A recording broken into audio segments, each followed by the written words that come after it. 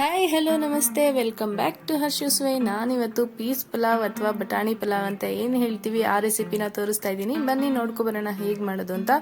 First ಇಲ್ಲಿ ಕುಕ್ಕರ್ನ ಇಟ್ಕೊಂಡಿದ್ದೀನಿ. Cooker ಕಾದ ನಂತರ ಅದಕ್ಕೆ 1 ಸ್ಪೂನ್ ಅಷ್ಟು ಎಣ್ಣೆ, 2 ಸ್ಪೂನ್ ಅಷ್ಟು ತುಪ್ಪ ಹಾಕ್ಕೊಳ್ತಾ ಇದ್ದೀನಿ. ತುಪ್ಪ ಕಾದ ನಂತರ ಅದಕ್ಕೆ ನಾನು ಶಾಹಿ ಜೀರಾ, ಚಕ್ಕೆ, ಲವಂಗ, ಏಲಕ್ಕಿ ಹಾಗೆ ಪಲಾವ್ ಎಲೆನ ಹಾಕೋತಾ ಇದ್ದೀನಿ. ಹಾಕೊಂಡು ಸ್ವಲ್ಪ ಫ್ರೈ ಮಾಡಿಕೊಂಡು ಅದಕ್ಕೆ ಈರುಳ್ಳಿ ಸೇರಿಸ್ಕೊತಾ ಇದ್ದೀನಿ. ಇಲ್ಲಿ ನಾನು 2 ಈರುಳ್ಳಿ ತಗೊಂಡಿದ್ದೀನಿ. ಈರುಳ್ಳಿನ ಸ್ವಲ್ಪ ಫ್ರೈ ಮಾಡ್ಕೊಂಡ ನಂತರ ನಾನು ಅದಕ್ಕೆ 2 ಹಸಿರು ಮೆಣಸಿನಕಾಯಿನ ಸೇರಿಸ್ಕೊತಾ ಇದ್ದೀನಿ. ನಿಮಗೆ ಖಾರಕ್ಕೆ ಎಷ್ಟು ಬೇಕೋ ಅಷ್ಟು ಹಸಿರು ಮೆಣಸಿನಕಾಯಿನ ಸೇರಿಸ್ಕೊಳ್ಳಿ. ಹಸಿರು ಮೆಣಸಿನಕಾಯಿನ ಸೇರಿಸ್ಕೊಂಡ ನಂತರ ನಾನು ಅದನ್ನ ಸ್ವಲ್ಪ ಫ್ರೈ ಮಾಡ್ಕೋತಾ ಇದ್ದೀನಿ. ಫ್ರೈ ಮಾಡ್ಕೊಂಡ ನಂತರ ಅದಕ್ಕೆ ಜಿಂಜರ್ ಗಾರ್ಲಿಕ್ ಪೇಸ್ಟ್ ನ ಸೇರಿಸ್ಕೊತಾ ಇದ್ದೀನಿ. ಜಿಂಜರ್ ಗಾರ್ಲಿಕ್ ಪೇಸ್ಟ್ ರಾ ಸ್ಮೆಲ್ ಎಲ್ಲ ಹೋಗೋ ತನಕ ಫ್ರೈ ಮಾಡ್ಕೋಬೇಕು. ಜಿಂಜರ್ ಗಾರ್ಲಿಕ್ ಪೇಸ್ಟ್ ನ ಫ್ರೈ ಮಾಡ್ಕೊಂಡ ನಂತರ ಹಸಿ ಬಟಾಣಿನ ಸೇರಿಸ್ಕೊತಾ ಇದ್ದೀನಿ. ಹಸಿ ಬಟಾಣಿ ಸೇರಿಸ್ಕೊಂಡ ನಂತರ ನಾನು ಅದ್ರ ಜೊತೆಗೇನೆ ಉಪ್ಪು ಸೇರಿಸ್ಕೊಂಡು ಸ್ವಲ್ಪ ಫ್ರೈ ಮಾಡ್ಕೋತಾ ಇದ್ದೀನಿ. ಹಸಿ ಬಟಾಣಿದು ರಾ ಸ್ಮೆಲ್ ಎಲ್ಲ ಹೋಗೋ ತನಕ ಫ್ರೈ ಮಾಡ್ಕೋತಾ ಇದ್ದೀನಿ. ಹಸಿ ಬಟಾಣಿ ಫ್ರೈ ಮಾಡ್ಕೊಂಡ ನಂತರ ನಾನಿಲ್ಲಿ ಬಾಸುಮತಿ ಅಕ್ಕಿನ ನೆನೆಸಿಟ್ಕೊಂಡಿರೋದನ್ನ ಸೇರಿಸ್ಕೊತಾ ಇದ್ದೀನಿ. ನಾನಿಲ್ಲಿ 2 ಬಟ್ಲು ಬಾಸುಮತಿ ಅಕ್ಕಿನ ತಗೊಂಡಿದ್ದೀನಿ. ಒಂದ್ ಅರ್ಧ ಗಂಟೆ ನೆನೆಸಿಟ್ಕೊಂಡಿದ್ದೀನಿ. ಅಕ್ಕಿ ಹಾಕೊಂಡು ಸ್ವಲ್ಪ ಫ್ರೈ ಮಾಡಿಕೊಂಡು ಅದಕ್ಕೆ ನಾನು ತೆಂಗಿನ ಹಾಲನ್ನ ಸೇರಿಸ್ಕೊತಾ ಇದ್ದೀನಿ.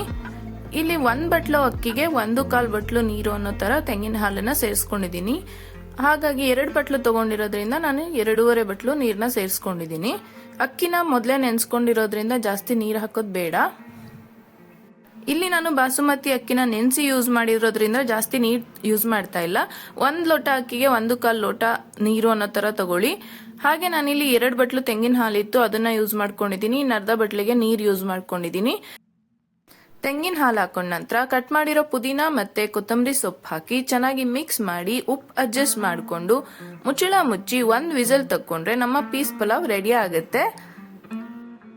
ಈ ರೆಸಿಪಿ ಮಾಡೋದು ತುಂಬಾ ಸಿಂಪಲ್ ಹಾಗೆ ತುಂಬಾ ಟೇಸ್ಟಿಯಾಗಿ ಕೂಡ ಇರುತ್ತೆ. ಆದ್ರೆ ಇದಕ್ಕೆ ಬಾಸುಮತಿ ಅಕ್ಕಿನೇ ಯೂಸ್ ಮಾಡಬೇಕು, ಹಾಗೆ ತೆಂಗಿನ ಹಾಲನ್ನ ಯೂಸ್ ಮಾಡಬೇಕು. ತೆಂಗಿನ ಹಾಲು ಹೇಗೆ ತೆಗೆಯೋದು ಅಂತ ಕೇಳೋದಾದ್ರೆ ತೆಂಗಿನಕಾಯಿನ ಒಂದ್ ಸ್ವಲ್ಪ ನೀರ್ ಸೇರಿಸಿ ಚೆನ್ನಾಗಿ ರುಬ್ಬಿ 1-2-3 ಸಲ ರಿಪೀಟ್ ಮಾಡಿದ್ರೆ ನಿಮಗೆ ತೆಂಗಿನ ಹಾಲು ಸಿಗುತ್ತೆ. ಇವಾಗ ನೀವು ನೋಡ್ತಿರ್ಬೋದು ಎಷ್ಟು ಯಮ್ಮಿಯಾಗಿ ಆಗಿದೆ ಅಂತ. ಇದನ್ನ ಪ್ರಿಪೇರ್ ಮಾಡೋದು ತುಂಬಾ ಈಸಿ ಹಾಗೆ ತುಂಬಾ ಟೈಮ್ ಏನ್ ತಗೊಳ್ಳಲ್ಲ, ತುಂಬಾ ಬೇಗನೆ ಆಗೋಗುತ್ತೆ. ಹಾಗೆ ನೀವು ಇದ್ಯಾವ್ದ್ರ ಜೊತೆ ಕಾಂಬಿನೇಷನ್ ಅಂತ ಕೇಳೋದಾದ್ರೆ ಇದು ಹಾಗೆ ತಿನ್ನೋದಕ್ಕೂ ಚೆನ್ನಾಗಿರುತ್ತೆ. ನಿಮಗೆ ಕಾಂಬಿನೇಷನ್ ಬೇಕು ಅಂದ್ರೆ ಆಲೂ ದಮ್ ಅಥವಾ ಕೋಫ್ತಾ ಕರಿ ಅಥವಾ ಕುರ್ಮಾ ಗೊಜ್ಜನ ಮಾಡ್ಕೋಬಹುದು. ಅದೆಲ್ಲದ್ರ ಜೊತೆನೂ ಚೆನ್ನಾಗಿರುತ್ತೆ. ನೀವು ಹಾಗೆ ತಿಂತೀನಿ ಅಂದ್ರೆ ಹಾಗೆ ತಿನ್ನೋದಕ್ಕೂ ಚೆನ್ನಾಗಿರುತ್ತೆ. ನಾನಿವತ್ತು ಸಿಂಪಲ್ ಆಗಿ ರೈತಾ ಜೊತೆ ಸರ್ವ್ ಮಾಡ್ತಾ ಇದ್ದೆ. ನೀವು ಇವಾಗ ನೋಡ್ತಿರ್ಬೋದು ರೈಸ್ ಕೂಡ ತುಂಬಾ ಚೆನ್ನಾಗಿ ಕುಕ್ ಆಗಿದೆ, ಪರ್ಫೆಕ್ಟ್ ಆಗಿ ಕುಕ್ ಆಗಿದೆ. ನೋಡಿದ್ರಲ್ಲ ಪೀಸ್ ಪಲಾವ್ ಹೇಗ್ ಮಾಡೋದು ಅಂತ. ಒಮ್ಮೆ ಟ್ರೈ ಮಾಡಿ ಹಾಗೆ ನನಗೆ ಕಮೆಂಟ್ ಬಾಕ್ಸ್ ಅಲ್ಲಿ ಕಮೆಂಟ್ ಮಾಡಿ ತಿಳಿಸಿ ಹೇಗ್ ಬಂದಿತ್ತು ಅಂತ. Thanks for watching. Please don't forget to subscribe. Bye bye.